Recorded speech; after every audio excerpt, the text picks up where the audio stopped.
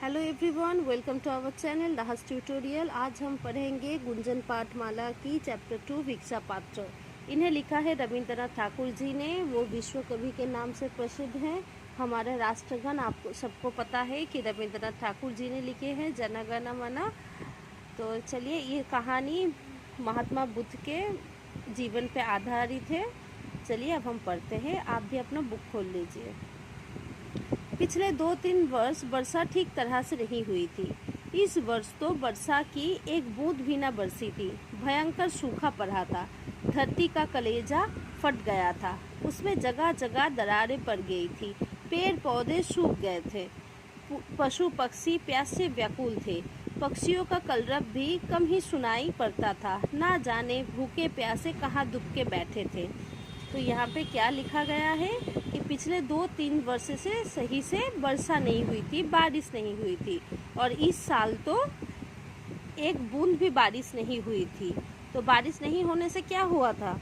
चारों तरफ सूखा पड़ गया था। धरती का कलेजा फट गया था।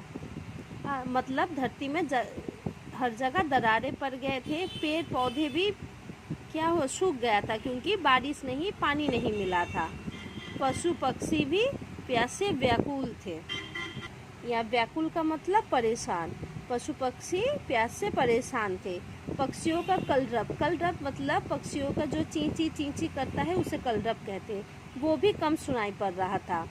ना जाने भूख प्यासे सब कहाँ छुप के बैठे थे। नगर में अकाल पड़ा था। जिसके पास थोड़ा बहुत अन्न था उसने छिपाकर दुर्दिन के लिए रख लिया था। अकाल मतलब बारिश नहीं होने के कारण अनाज नहीं उग रहा था, तो अनाज की कमी पड़ गई थी। और जिसके पास थोड़ा बहुत अनाज था वो अपने और बुरे दिन के लिए रख लिया था। प्रजा हाहाकार कर उठी। गौतम बुद्ध से जन जन की परेशानी देखी नहीं गई। उन्होंने अपने शिष्यों को इकट्ठा किया, नगर के ध्वनि भक्तजनों को बुला भेजा। तो क्या हुआ? किसी के पास अनाज नहीं था। जिसके पास थोड़ा बहुत था वो अपने आने वाले दिन के लिए रख लिए थे। तो प्रजा की ये सब परेशानी देख के गौतम बुद्ध ने अपने सारे शिष्यों को बुलाया और भक्तजनों को बुलाया। विनम्र स्वर से बुद्ध ने प्रश्न किया, प्रियजनों बोलो, भूखी प्रजा को अन्न देने के लिए तुम में से कौन कौन तैयार है? तो गौतम बुद्ध ने अपने भक्तजनों शिष्यों से क्या पूछा कि प्रियजनों बोलो, तुम भूखी प्रजा के लिए कैसे मदद कर सकते हो? मदद करने के लिए कौन कौन तैयार है? महात्मा बुद्ध के वचन सुनकर रत्नाकर सेठ का माथा लज्जा से झुक गया। वो हाथ जोड़कर बोला, भगवान, इतने बड़े नगर के हर प्राणी तक अनाज पहुंचाना मेरे वश की बात नहीं है। तथागत ने अपनी दृष्टि घुमाई। उनकी नज़र सेनापति जयसेन पर पड़ी। जयसेन ने कहा, तथागत, प्राण देने से यदि जनता को अन्न प्राप्त हो जाए तो मैं पल भर में तैयार हूँ, लेकिन मेरे घर में इतना अनाज कहाँ कि पूरा नगर का पेट भर सकूँ।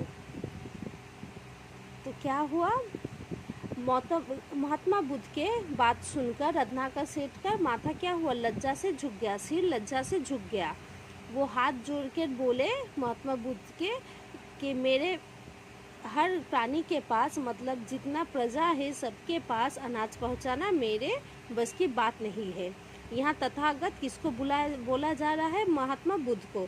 तो महात्मा बुद्ध ने अपनी दृष्टि घुमाई तो उनके नज़र सेनापति जयसेन पर पड़ी। जयसेन ने क्या कहा कि मैं अनाज तो नहीं ले सकता, लेकिन मैं अपने प्राण दे सकता हूँ। अगर मेरा प्राण देने से पूरे प्रजा का पेट भर जाए तो मैं उसके लिए तैयार हूँ। तभी धनी धर्मपाल बोल उठा, भगवान, मैं तो पहले ही भाग्य का मारा हूँ। वर्षा न होने से मेरे सब खेत सूख गए हैं। बीज के लिए रखे अनाज से किसी तरह परिवार का आधा पेट खिला पा रहा हूँ। मुझे तो एक चिंता और भी है, इस वर्ष राज्य का कर कैसे चुका पाऊँगा। अब धर्मपाल क्या बोल उठे कि महात्मा बुद्ध को तो मैं पहले से ही भाग्य का मारा हूँ। भाग्य का मारा एक मुहावरा जिसका मतलब है बुरी किस्मत होना। तो धर्मपाल ने कहा कि मेरा तो पहले से ही बुरी किस्मत है, बारिश नहीं उसी इसलिए उसका सब खेत सूख गया था। बीज के लिए मतलब वो खेती के लिए जो सीड्स रखे थे, जो अनाज सीड रखे थे, वो ही अनाज के लिए अपने परिवार को आधा पेट खिला रहा है। और उनको चिंता है कि खेती नहीं होने के कारण उसके पास पैसा नहीं है, जिसके लिए वो इस साल राज्य का कर नहीं, टैक्स नहीं दे पाएगा। सभी एक दूसरे का मुंह ताक रहे थे। तभी भीड़ में से अचानक एक युवती सामने आई। वो थी भगवान तथागत के प्रिय शिष्य अनाथ पिंडर की बेटी सुप्रिया। वो अत्यंत दुखी लग रही थी।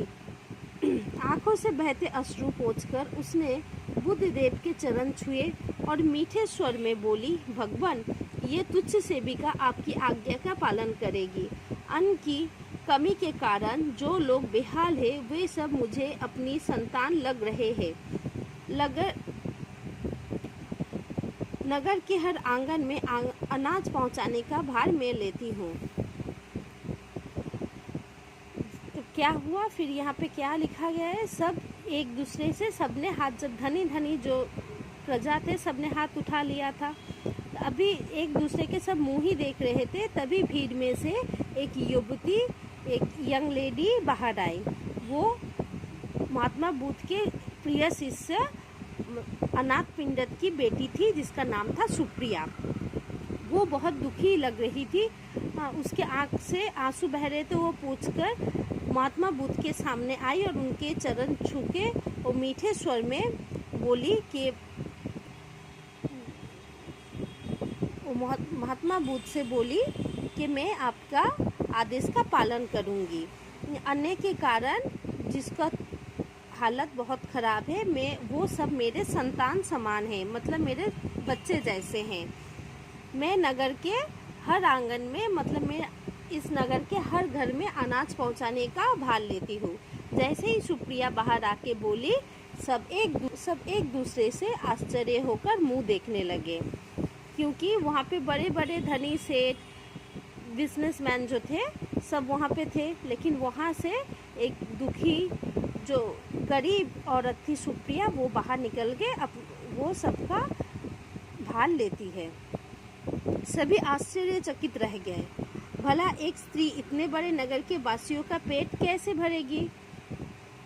तो क्या हुआ, सभी शॉक्ड हो गए कि एक लड़की जहाँ हम लोग नहीं कर पा रहे हैं, वहाँ एक लड़की, एक औरत कैसे सबका पेट पालेगी?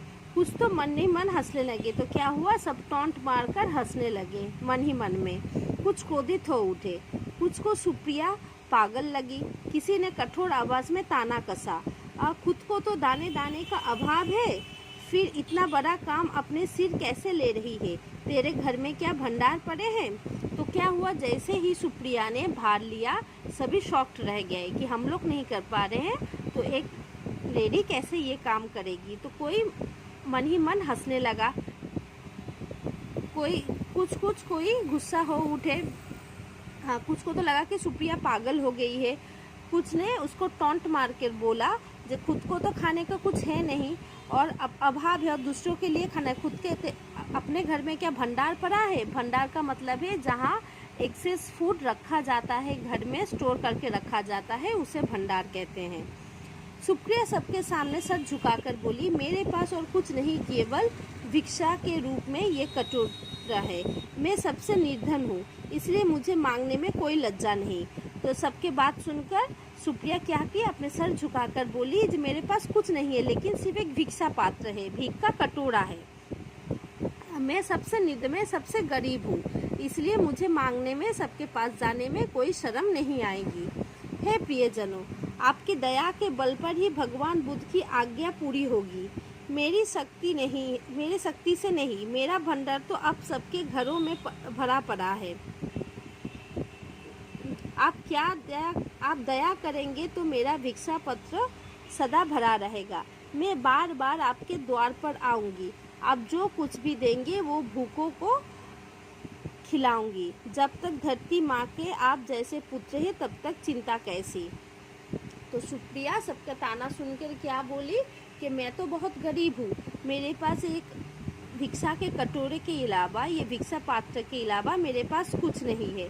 मैं महात्मा बुद्ध की आज्ञा पूरी करूंगी, कैसे करूंगी, मेरे पास तो कोई शक्ति नहीं है। आपके पास जो भंडार पड़ा है, आप जो थोड़ा थोड़ा मेरे भिक्षा पात्र में डालेंगे, मैं सबके इसी से पेट भरूंगी। सबके द्वार पर मतलब दरवाजे में जाकर सबको खाना खिला के आऊंगी। आप जैसे सब पुत्र रहते हुए तब धरती माँ को कोई चिंता नहीं है। महात्मा बुद्ध ने मधुर मुस्कान के साथ अपना वरदाहस्त आशीर्वाद रूप में उठाया और बोले, तथास्तु, तुम्हारा निश्चय पूरा हो। अब क्या किया महात्मा बुद्ध ने? मधुर मुस्कान मतलब मीठी मुस्कान के साथ अपना दाहिना हाथ उठाया और आशीर्वाद किया और सुप्रिया को बोले कि तुम्हारा जो इरादा है वो पूरा हो जाए। धनी सेठों ने अपना भंडार सुप्रिया के भिक्षा पात्र में उलीच दिए। तो क्या हुआ? धनी सेठों ने सुप्रिया के पात्र में क्या हुआ, अपने पास जिसके पास जितना भी भंडार था सब उसके भिक्षा पात्र में डाल दिए। पात्र हमेशा भरा रहने लगा। समस्त नगरवासियों का उद्धार हो गया। तब क्या हुआ, धनी सेठ ने जब भिक्षा पात्र में सब डालने लगे अपना भंडार, तो वो सुप्रिया ने नगरवासियों जो भूखे प्यासे थे सबके पास जाके देने लगी। तो सबका कल्याण हो गया। किसी अकाल पीड़ितों को भूखा नहीं रहना पड़ा। उधर वर्षा ने भी कृपा दृष्टि की और धरती की प्यास बुझाई। खेत फिर से लहलहा उठे, भंडार फिर से भर गए। अब क्या हुआ, जब धनी सेठों ने भंडार दिया तो जितनी अकाल पीड़ित थी जिसको खाना नहीं मिल रहा था, सुप्रिया ने सबको जाके खाना दिया और फिर उधर वर्षा भी हो गई और धरती की प्यास भी बुझ गई। मतलब जो सूखा पड़ गया था वो भी भीग गया। फिर क्या हुआ, खेती होने लगी। बारिश के कारण जो खेती नहीं हो रही थी वो खेती भी होने लगी। फिर से भंडार भर गया क्योंकि खेती होने लगा। बस यही तक था। और अगर मेरा पढ़ाई आपको अच्छा लगा तो please like, share and subscribe कर दीजिए। मैं दूसरी वीडियो में भिक्षा पात्र का क्वेश्चन आंसर